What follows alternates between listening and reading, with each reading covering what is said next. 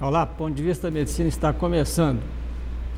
As doenças da coluna vertebral responsáveis por afastamentos, invalidez na previdência social e mesmo em todas as sociedades, é um gasto mais ou menos de 20 bilhões de dólares por ano aqui no Brasil, em internações, cirurgias, tratamentos.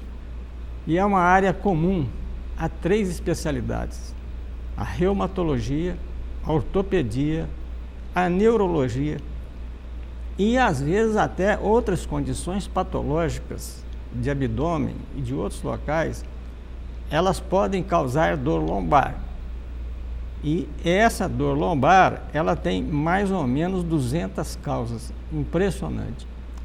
E uma delas, essa muito conhecida, é a hérnia de disco.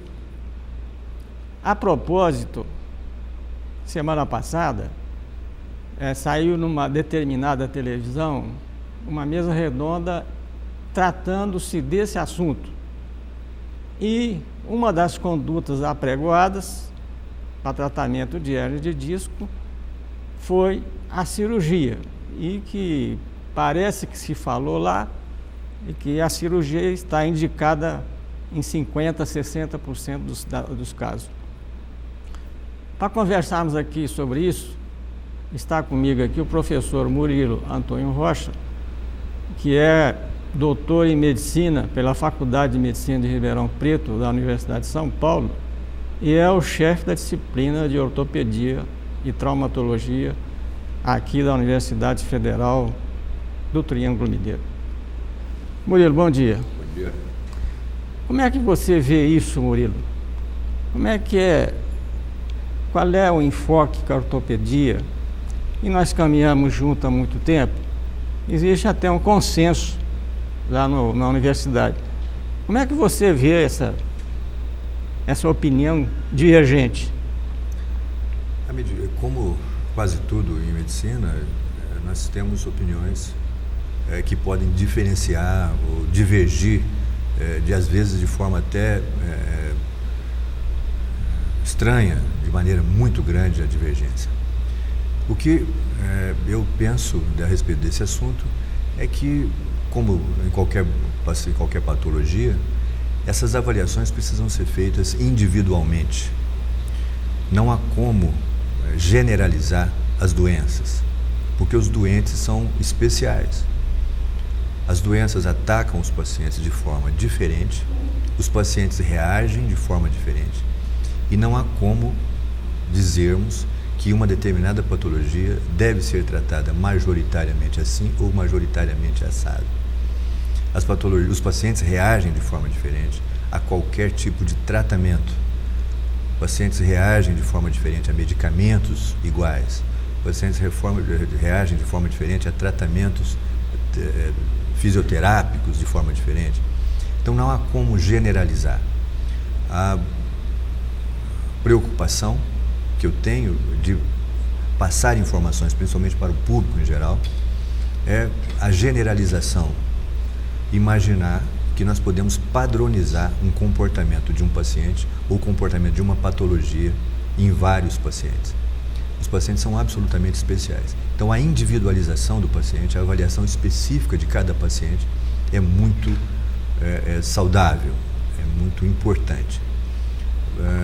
Especificamente a respeito da hérnia de disco, a experiência e a literatura mostra que a cirurgia tem o seu lugar, mas não é possível quantificar matematicamente a incidência do tratamento cirúrgico. É muito individual essa avaliação. Nesse aspecto, essa individualização que o professor Murilo está falando, a primeira é o diagnóstico.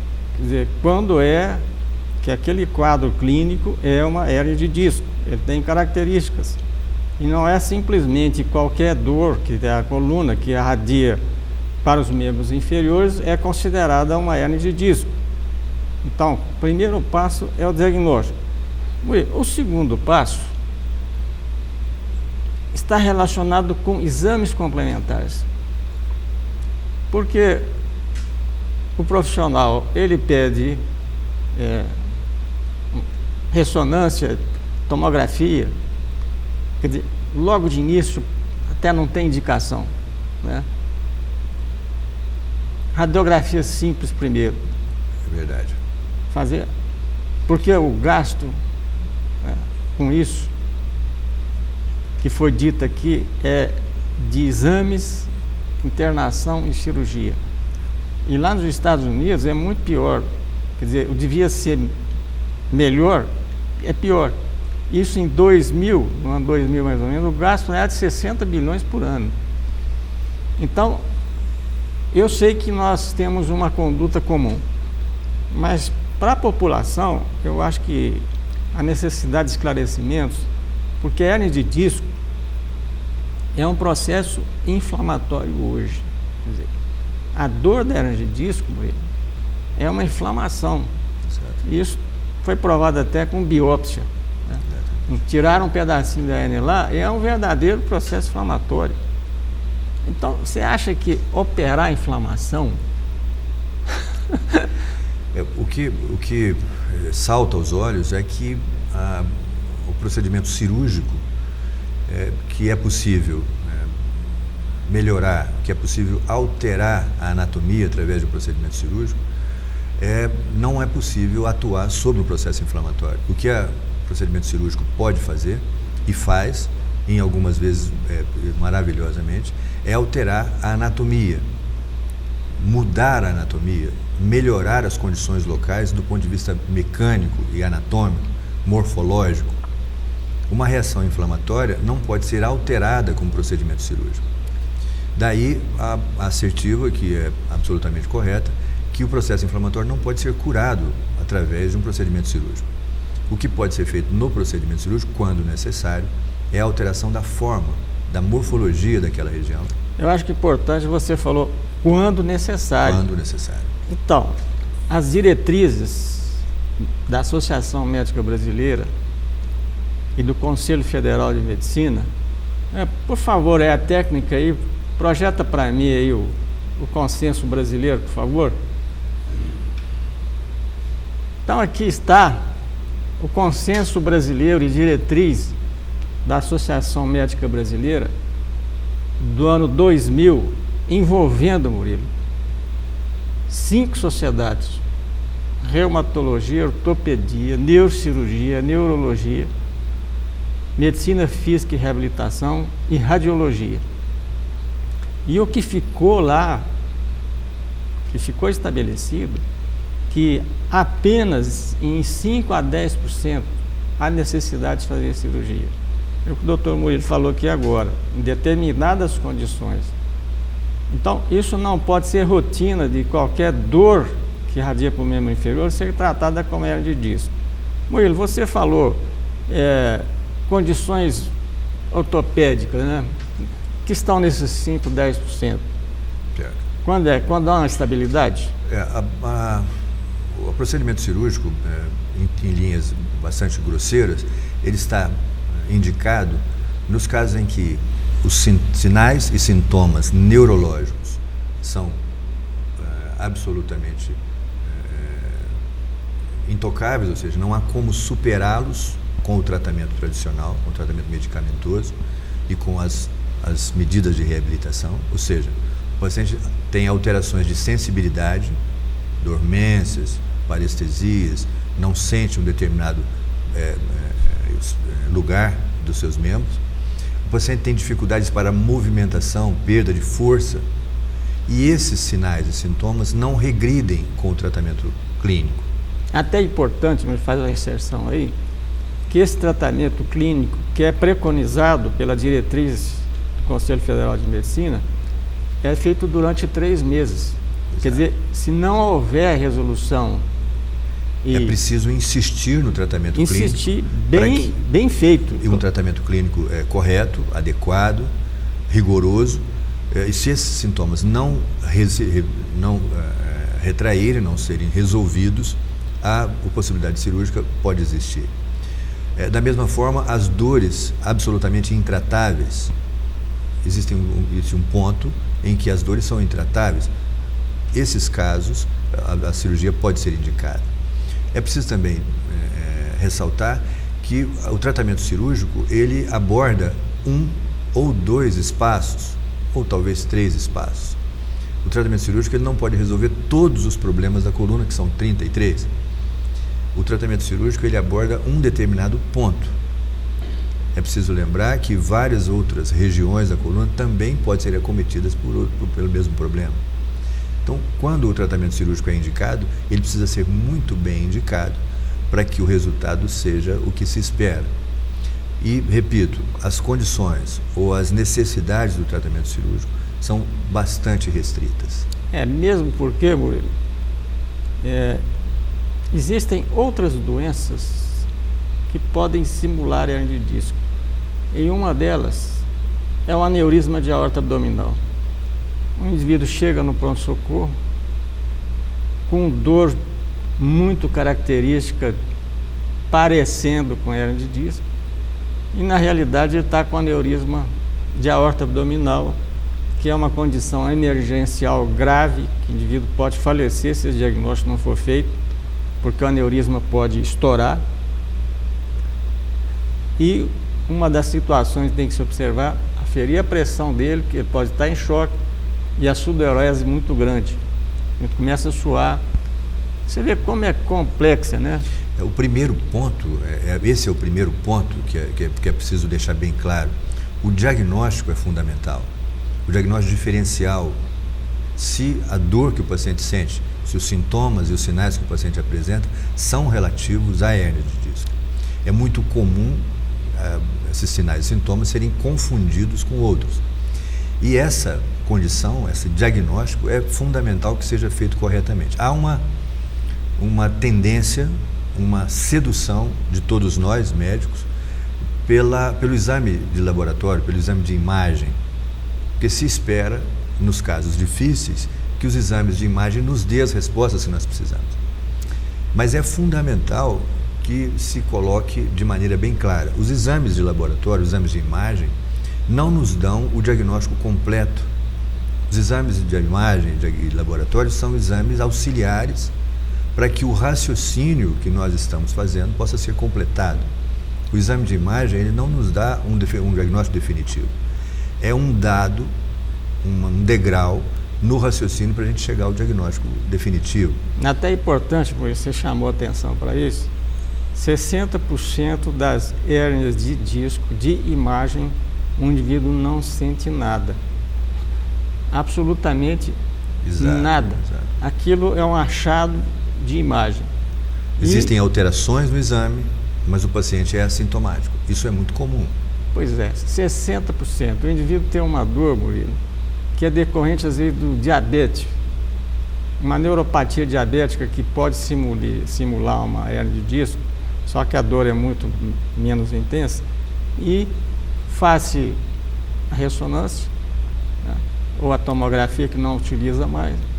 O indivíduo tem uma discopatia degenerativa que pode simular uma hérnia de disco.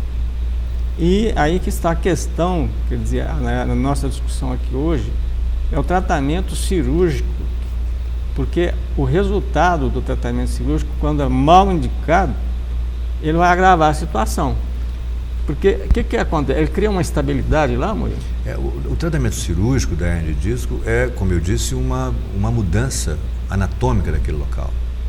O que se faz é descomprimir, retirar tecidos fibróticos, tecidos espessados, tecidos retraídos daquela região para que as raízes nervosas fiquem livres e não causem sintomas como dor e alteração de sensibilidade. Também há tratamentos com a retirada dos discos, as dissectomias. Mas tudo isso é feito naqueles pacientes em que o diagnóstico é absolutamente preciso. Porque se a causa da dor não for aquela, o que se vai agregar é uma lesão e que pode ter consequências no futuro.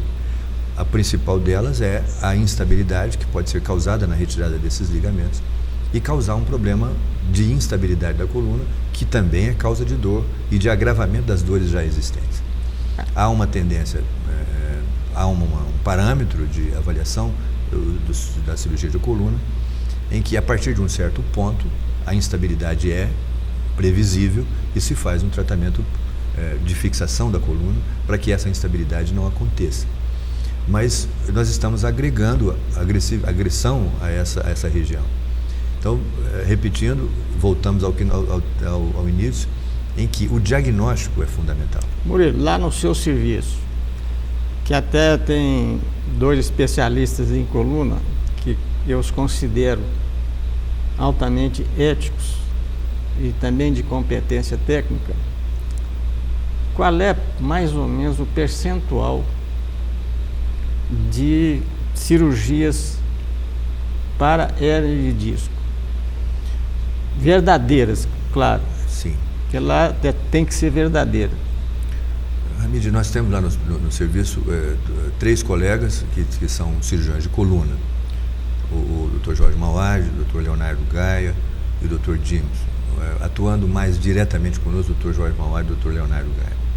São pessoas que têm uma qualificação muito grande e são pessoas que têm uma consciência ética que eu considero bastante alto. Não, esse é um ponto fundamental. Esse é um ponto fundamental e até a raiz da pergunta é essa.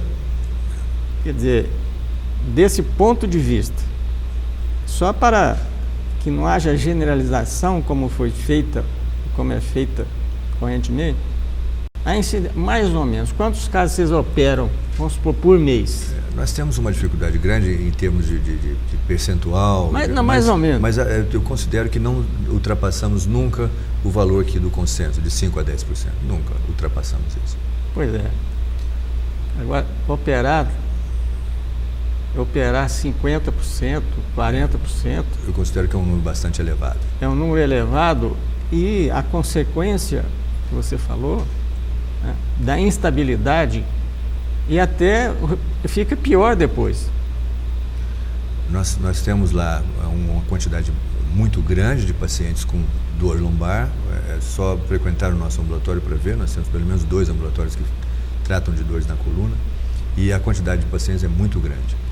Consequência, pacientes que sofreram processo cirúrgico também que estão lá com as consequências de cirurgias que os resultados não foram satisfatórios, vamos dizer assim. Então, há uma quantidade muito grande de pacientes e o número de cirurgia é pequeno. Então, o hospital oferece todas as condições para cirurgias da coluna, equipamentos, material, embora o hospital tenha dificuldades, como qualquer hospital público, federal, de ensino, mas o hospital oferece condições para todas as cirurgias de coluna. E o nosso número é baixo, comprovando essa assertiva do consenso, que diz que a maioria das hérnias de disco não são tratáveis cirurgicamente, o resultado do tratamento cirúrgico não é superior ao tratamento clínico. Nós vamos voltar daqui um pouco nesse assunto, Murilo, mas e essa colocação de materiais, saiu até no Fantástico outro dia, né, de instrumentalização desnecessária. Evidentemente que num hospital de ensino, onde a ética deve predominar, isso não acontece. Mas, de maneira geral, quer dizer, o que você tem visto por fora? Qual é a raiz do problema aí? Como qualquer atividade, a atividade médica em geral, e a ortopedia em particular, sofre a influência da indústria. E que, na grande maioria das vezes, é uma influência benéfica. A tecnologia, a incorporação tecnológica de equipamentos, de materiais, de implantes, ela é feita em parceria com a indústria. E a indústria tem um papel fundamental nesse desenvolvimento. O grande problema é a desvirtuação dessa relação entre a atividade médica e a indústria. Quando essa relação é uma relação transparente, uma relação saudável, uma relação sadia, todos os fatores são benéficos. Tudo que sai disso é benéfico, é bom. O grande problema é quando não há transparência, quando há interesses outros que não especificamente a evolução e o tratamento melhor dos pacientes. A dificuldade que nós temos é quando isso acontece. repito, na grande maioria das vezes, essa relação com a indústria é benéfica para ambos os lados, ou para os três lados, tanto para a indústria, como para os pacientes, como para os médicos. Facilita a nossa vida quando os instrumentais, os equipamentos são desenvolvidos tecnologicamente perfeitos ou próximos da perfeição. Isso nos facilita muito. Beneficia os pacientes diretamente, então todos saem ganhando. O grande problema é quando não há transparência nessa relação e os benefícios não são para todos os lados. Os benefícios ficam para um ou para outro lado. Então essa é a grande dificuldade. Murilo, eu vou deixar uma pergunta no ar aqui. Essa parte instrumental, né, que a indústria produz e utiliza no hospital escola, ela é inferior ou tem uma igual qualidade técnica em relação àquilo que se utiliza lá fora, em hospitais particulares? Mas você vai me responder daqui 15 segundos.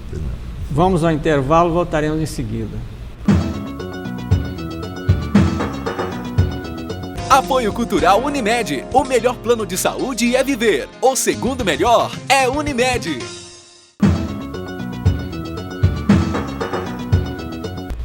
Estou conversando hoje com o professor Murilo Antônio Rocha, que é ortopedista, professor de ortopedia, e também já foi superintendente do Hospital das Clínicas da Universidade Federal do Triângulo Mineiro e hoje participante também da diretoria. Murilo, nós estamos conversando aqui sobre esse problema que foi uma repercussão nacional. Existe uma diferença ou existem duas qualidades desse instrumental ortopédico? Como é que é a visão lá no hospital? Hamid, todo instrumental cirúrgico, como qualquer tipo de material que é fabricado, nós podemos dizer que existem materiais com maior perfeição, com menor perfeição. Podemos dizer isso de vários pontos de vista, desde a usinagem do metal até as mensurações, a exatidão desse material, as dimensões desse material. Nós podemos dizer que alguns são superiores, outros inferiores. O que nós temos no Brasil e no mundo inteiro são regras, parâmetros para que esse material seja comercializado. No Brasil nós temos a Anvisa e temos o Inmetro e temos outras instâncias de controle de qualidade de material. As indústrias nacionais têm franquias para comercializarem e para fabricarem dentro daqueles parâmetros das empresas internacionais. Logicamente, nós temos dificuldades nas empresas nacionais, mas nos anos recentes a indústria nacional melhorou muito a sua qualidade. Há algum tempo atrás nós não tínhamos parâmetros de comparação.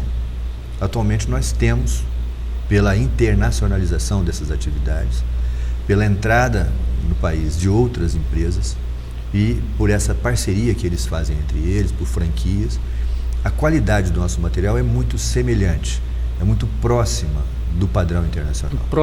Muito próxima. Naturalmente, exatamente igual, eu não posso dizer isso com segurança, mas a nossa qualidade de material usado em qualquer lugar do país, ela é muito semelhante.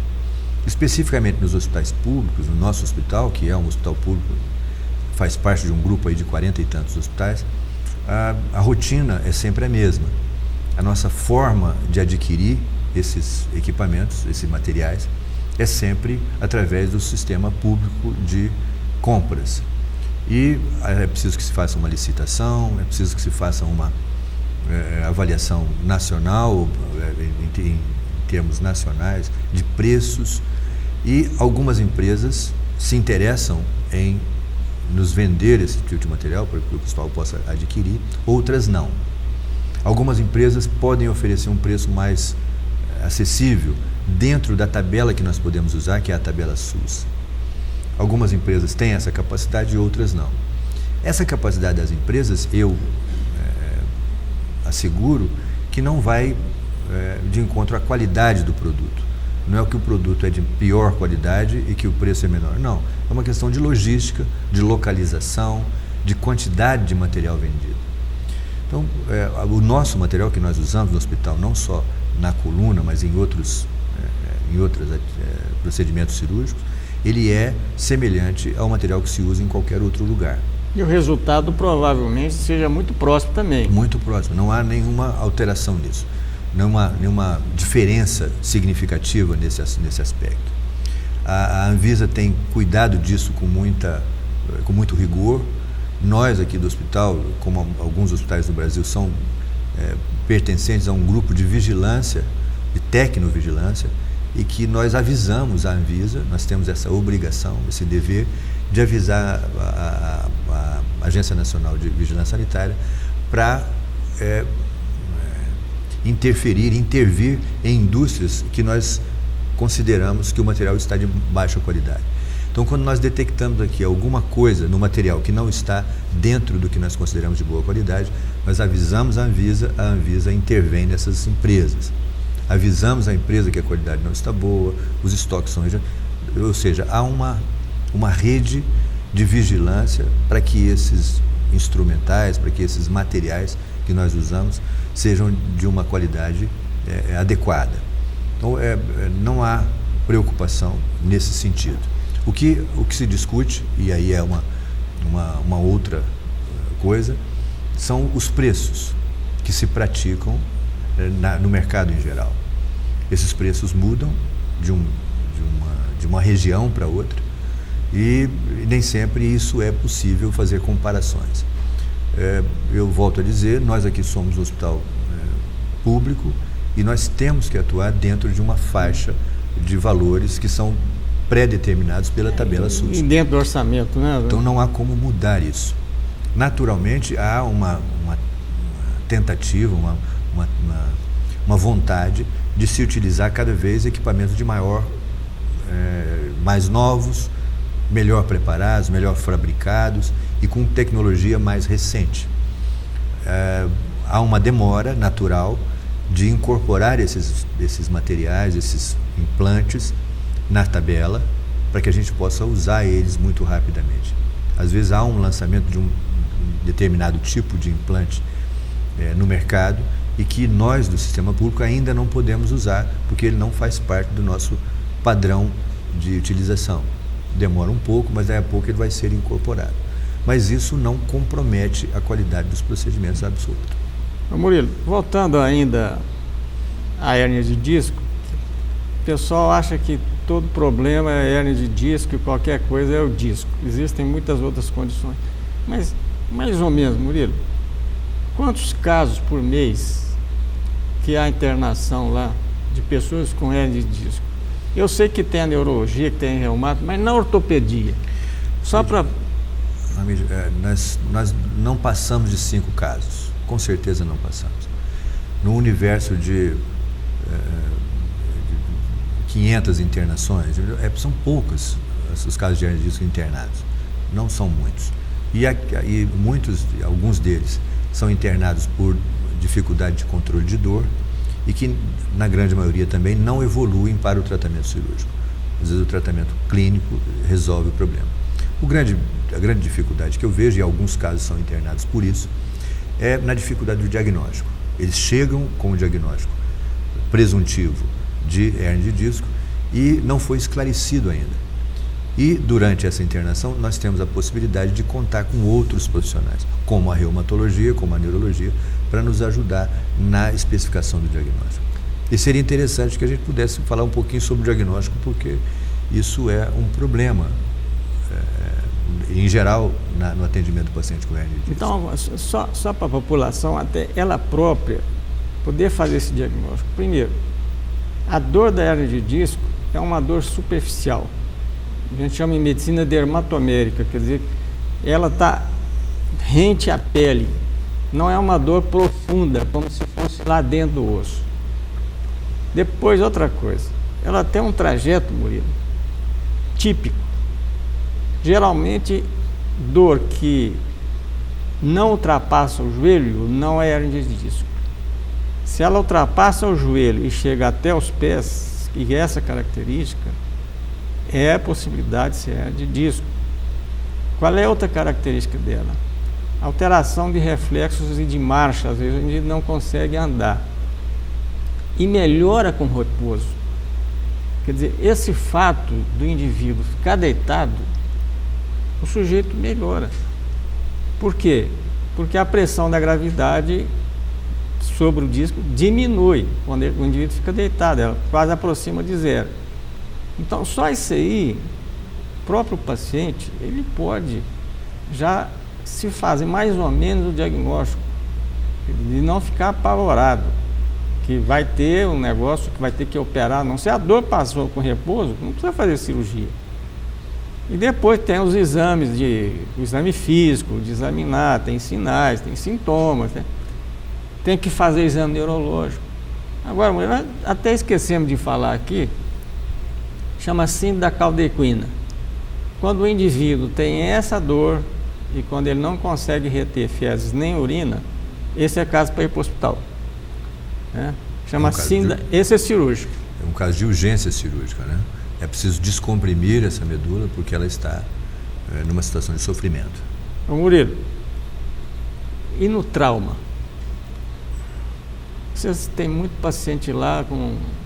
Quais são as causas mais comuns de trauma? É de automóvel, é claro, mas em relação à coluna vertebral, a outros setores do organismo. A nossa grande quantidade, dentre as nossas, o grande volume de atendimento que nós temos, o trauma da coluna vertebral é muito grande. E a quantidade de trauma de coluna vertebral aumentou exponencialmente com o uso também indiscriminado, não vou dizer indiscriminado, mas com o uso muito aberto das motocicletas. Moto.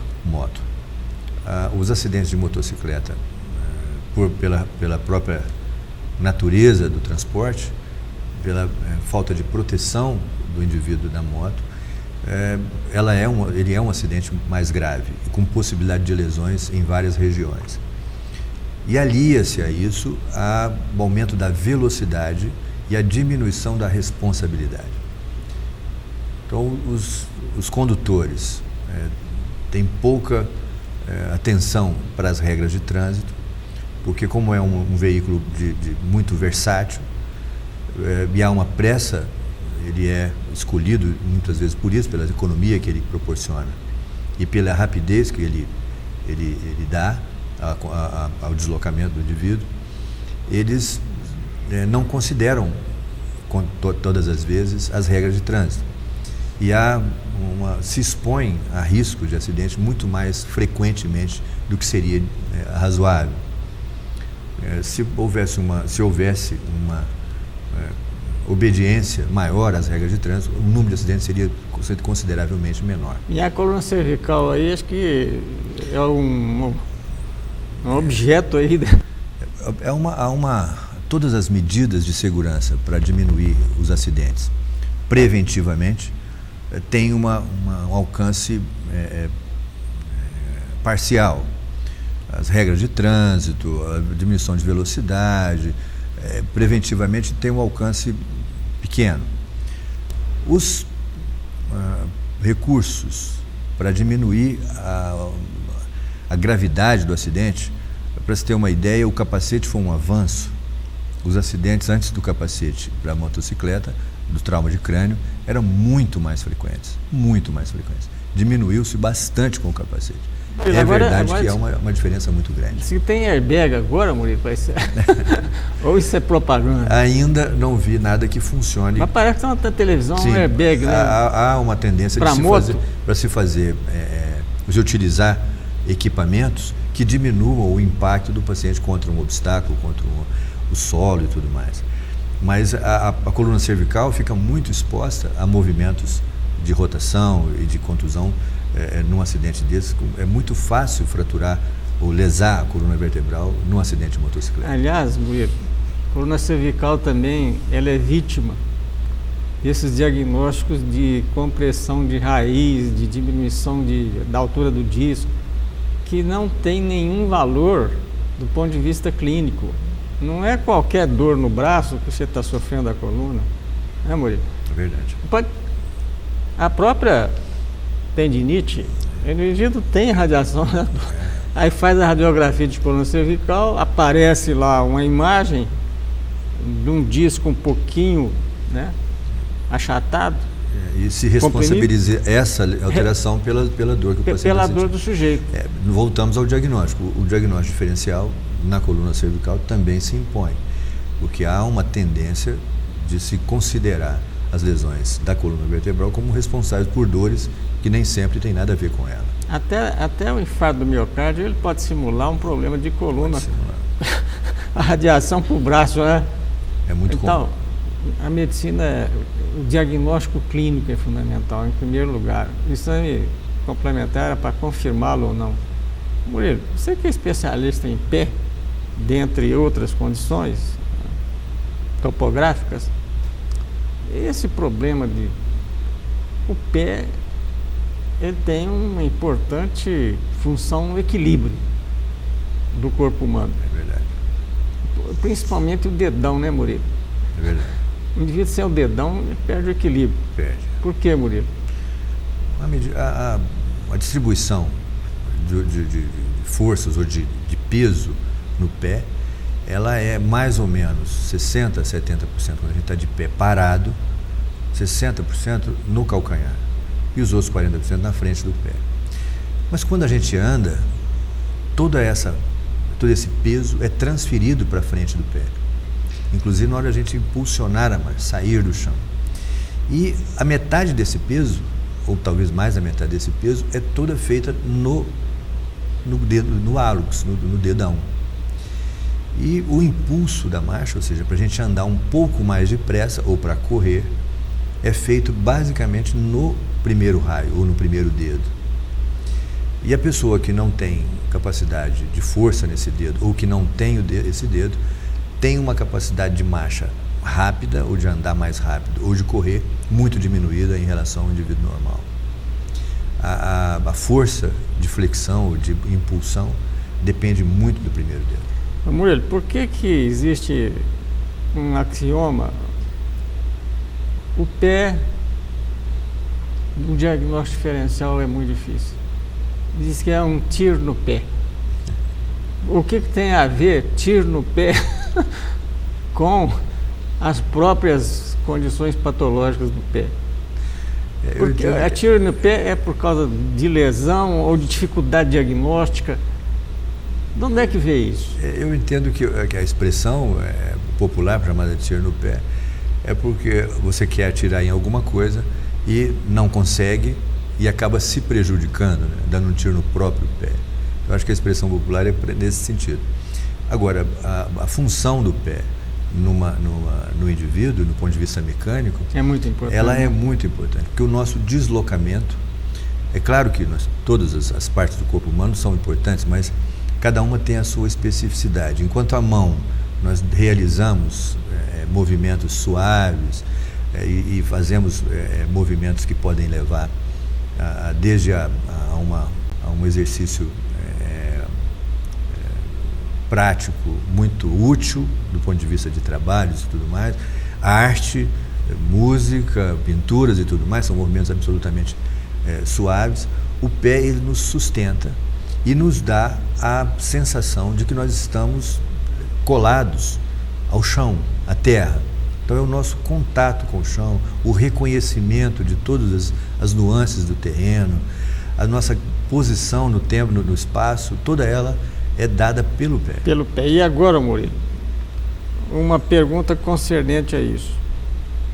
Quando se utiliza o salto, que foi inventado por Luís XV, rei da França, porque ele era baixinho e a Maria Antonieta era enorme, ele tinha um complexo e resolveu aumentar a altura dele usando o salto Luís XV para homem. Você não acha que isso veio prejudicar, né, a funcionalidade do pé, a utilização do salto? Até volta a uma regressão na evolução do homem, né? Porque o macaco tem um saltinho pequeno. Tirou para poder assumir a posição ereta, aí vem um Luís XV e inventa o salto. Quais são as consequências nefastas do salto em relação ao pé. Como nós estamos dizendo, o pé ele evoluiu para sustentação de peso nessa proporção. O calcanhar sustenta uma maior parte do peso, a posição de equilíbrio, e a porção anterior do pé, uma quantidade de peso menor. O preparo das estruturas, dos ossos, dos músculos, dos tendões, é para esse tipo de distribuição. Se nós, com um calçado, alteramos essa proporção de sustentação de peso, esse tecido não está preparado para isso. E quando o tecido não está preparado para uma função que ele não foi feito para isso, ele reage, tanto no sentido de se romper, como para se inflamar e com consequências desastrosas no futuro. O uso contínuo de saltos muito altos leva a uma sobrecarga da parte anterior do pé, com retrações capsulares, retrações tendinosas, e que levam a deformidades que no início não são definitivas, mas depois sim. Então o conselho que se dá, não utilizar sapato de salto alto. Excessivamente alto. Aí tem um problema do ponto de vista social, né? De ir em baile e tal, e sair, mulher, né? Que não pode. Mas outro assunto, vamos conversar daqui um pouquinho. Além do pé, essas cirurgias de joelho, depois eu quero ouvir a sua opinião, porque existem, às vezes, indicações necessárias. Mas vamos a um rápido intervalo, voltaremos em seguida.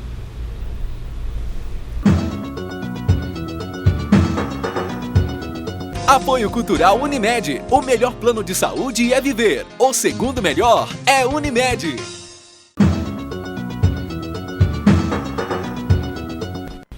Estou conversando hoje com o professor Murilo Antônio Rocha, ortopedista, chefe de serviço de ortopedia do Hospital das Clínicas da Universidade Federal do Triângulo Mineiro.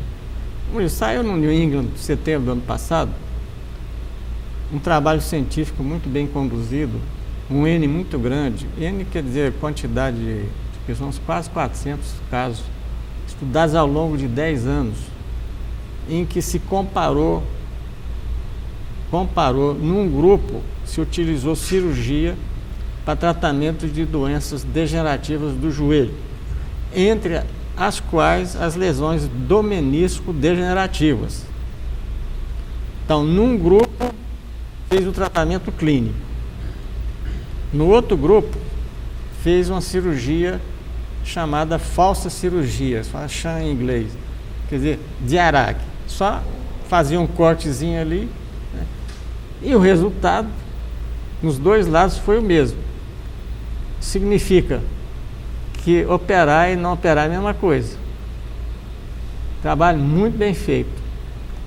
E essas lesões de menisco degenerativas, elas têm um diferencial muito grande com lesão traumática, que aí como é que você vê isso? A cirurgia do joelho, como a ortopedia em geral, a cirurgia do joelho sofreu nos últimos 20 anos uma mudança dramática. Livros de cirurgia do joelho de 20, 25 anos atrás foram todos jogados fora. Foram jogados fora? Porque as teorias que se tinham até naquela época eram completamente discordantes com a realidade. E essa mudança radical se deveu a estudos biomecânicos, se deveu à introdução da endoscopia para a cirurgia ortopédica nas articulações, notadamente no joelho. Atualmente a artroscopia ela é usada também em outras articulações, tornozelo, quadril, ombro, cotovelo, mão, em todas as articulações a artroscopia é usada. Mas primeiro ela foi usada no joelho pela própria característica da articulação e pela possibilidade é muito maior a possibilidade de utilização da artroscopia no joelho que em outras articulações. Porque do ponto de vista anatômico é a maior articulação. Exatamente, é uma articulação que permite a introdução de câmeras, de instrumentais, e a solução e o conhecimento da anatomia e do funcionamento mecânico do joelho evoluiu muito com essas essa tecnologia. Pois é, mas Murilo, esse estudo publicado no New England é o seguinte, foi cirurgia artroscópica. Sim. Então, como é que é o viés aí? Quer dizer, há necessidade de, não sendo uma lesão traumática do menisco, essa de aguda, isso. Não há necessidade de cirurgia. Primeiro isso, né? É preciso diferenciar as lesões traumáticas, em que o menisco está alterado do ponto de vista anatômico, em 2 ou mais partes, lesado, rompido, e que causa um problema mecânico ao joelho que precisa ser reparado ou retirado parcialmente. Não, Murilo, outro detalhe, desculpa, quando você falou retirado, ao se retirar, ele não cria uma instabilidade? Com certeza. Você vê a diferença que houve nesse período que eu estava comentando de 30 anos. Até 30, 40 anos atrás, as lesões meniscais eram tratadas padronizadamente, ou seja, de forma uniforme, com a retirada do menisco. Se imaginava que a retirada do menisco resolvia esse problema. Era absolutamente equivocado esse procedimento. A retirada do menisco, o menisco tem um papel no joelho fundamental. A falta do menisco leva a uma instabilidade e uma alteração mecânica da articulação com consequência catastrófica no futuro.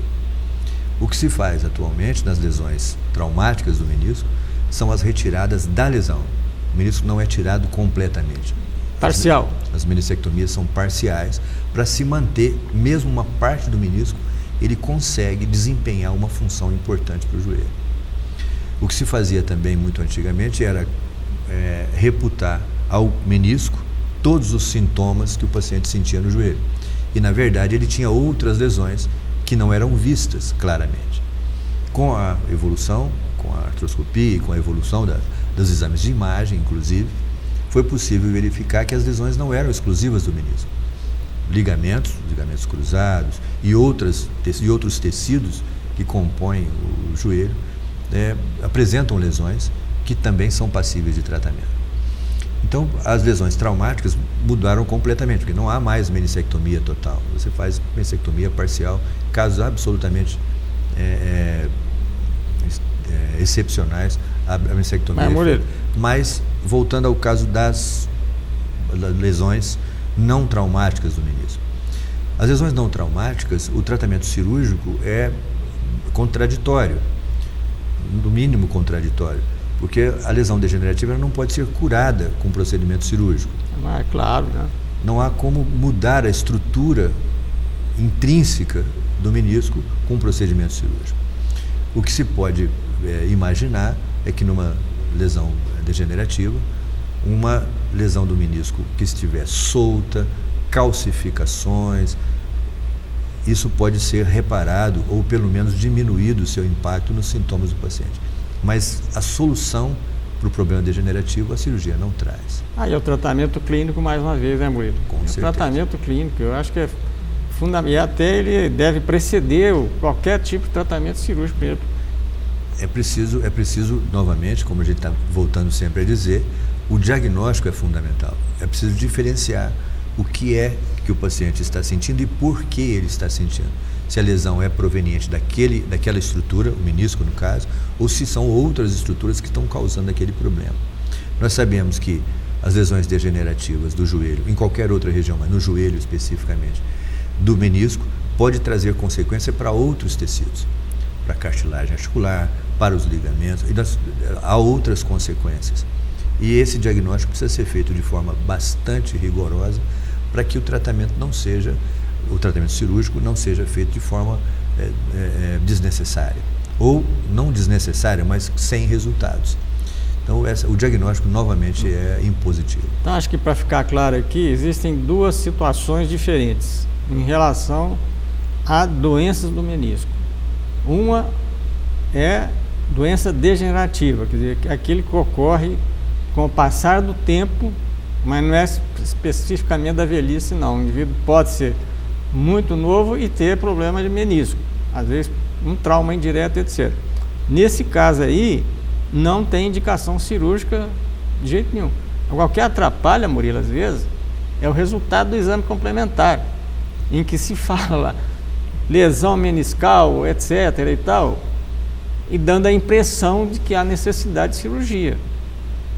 Então, o diagnóstico aí tem que ser muito claro. É degenerativo ou é traumático? Como é que o paciente, ele vai saber se é degeneração ou se é um processo traumático? Pelo tempo da dor. Esse é um dado. Esse é um dado. Quer dizer, uma dor que tem 15 anos, beleza. É verdade. Né? É preciso, o diagnóstico é fundamental para saber até que ponto um procedimento cirúrgico pode trazer benefícios. Todas as cirurgias, qualquer cirurgia, essa inclusive, as decisões são tomadas de acordo com o benefício que ela pode trazer, o risco que ela oferece e o benefício que ela pode trazer. Muitas vezes o risco é muito alto e o benefício é pequeno, então a decisão precisa ser bem balanceada. Outras vezes o risco é pequeno e o benefício é muito grande. Esse é que é o ideal, em que o risco é muito pequeno e o benefício é muito grande. Numa lesão degenerativa é preciso se considerar a agressão cirúrgica, que no caso da artroscopia é uma agressão pequena. Realmente as artrotomias que se faziam antigamente sem a artroscopia eram muito mais agressivas, as lesões teciduais eram muito maiores, a recuperação do paciente era muito diferente. Atualmente, com a artroscopia, essa agressão é muito menor e os riscos são muito menores. É preciso considerar aí se o benefício da intervenção vai ser muito bom, muito ruim. Uma coisa que eu me esqueci de dizer aqui a respeito das lesões meniscais, as traumáticas, é que a meniscectomia parcial é uma forma de tratamento, mas há também, atualmente, as reparações meniscais, que são também feitas de uma forma com razoável sucesso. Murilo, nós estamos aqui chegando ao fim do programa. Qual é, do ponto de vista científico, a utilidade de injetar material dentro do joelho com o objetivo de regenerar a cartilagem? Como é que você vê isso? Antigamente era autoenterapia, né? Eu tirava sangue dele próprio, injetava e dizia que fazia efeito em muitas condições patológicas, inclusive as degenerativas. E como é que você vê essa injeção, se fala, aspas, célula-tronco, que retira o sangue do indivíduo, tira determinado, mas injeta lá. Isso tem alguma evidência científica? A literatura só rapidamente, que nós estamos com... A literatura relativa à utilização de células-tronco ou de fatores de crescimento para regeneração tecidual ainda é uma matéria em discussão. Não há definição de que isso é melhor ou aquilo é melhor. A maneira de utilizar esse tipo de células, esse tipo de fatores, ainda não foi definido. A maneira que se faz mais correntemente, principalmente nos fatores de crescimento, é através do soro, do plasma rico em plaquetas. Se utiliza do ponto de vista experimental em muitas regiões, mas ainda clinicamente comprovado que existe uma diferença muito grande com os outros tratamentos, não foi comprovado. Quer dizer que não há comprovação científica para isso? Ainda não. É preciso que se faça isso, é permitido que se faça isso, mas as orientações, as recomendações dos conselhos, das sociedades, é que se faça isso em nível experimental. Murilo, 5 segundos a 10. Resumindo isso, quer dizer que não existe evidência científica para injetar esse material no joelho ou em outras articulações. Não existe. Ainda não existe. Tá. Murilo, obrigado aqui pela entrevista. Eu agradeço pela oportunidade. A gente podia até ficar muito tempo conversando sobre essa matéria. O assunto é palpitante. Importante. Até o próximo Ponto de Vista Medicina, na próxima quinta-feira. Até lá.